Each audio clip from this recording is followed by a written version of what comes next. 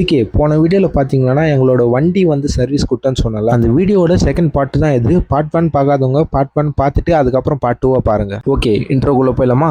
Hi, welcome back to CK vlog. என் பேர் Saran Joshua. எங்கள் அப்பா பைக் ஓட்டுற ஸ்பீடில் சீக்கிரமாக என் மண்டை முடியெல்லாம் கொட்டி நான் சொட்டே ஆக போகிறேன். இப்போ நம்ம எங்கே போயிட்டு இருக்கோம் பார்த்தீங்கன்னா, ஆல்மோஸ்ட் லொக்கேஷனை ரீச் ஆக போகிறோம். நம்மளோட சர்வீஸ் சென்டர் எங்கே இருக்குது தெரியுமா? வேலூர் சித்தூர் போகிற ஜங்ஷனில் தான் இருக்குது. சிகே, உங்களை பார்த்து ஒரே ஒரு கேள்வி மட்டும் கேட்டுக்கிறேன். என்னோட வீடியோ வந்து நல்லா ரீச் ஆகுதுங்க, சப்ஸ்கிரைப் மட்டும் பண்ண மாட்டேங்கிறீங்க. ப்ளீஸ் உங்களோட பொண்ணான கையில் ஒரு சப்ஸ்கிரைப் மட்டும் பண்ணிடுங்க. என்னடா நீ வீடியோ மட்டும் போட மாட்டிருக்க, சப்ஸ்கிரைப் ஒரு கேடான்னு கேட்பீங்க.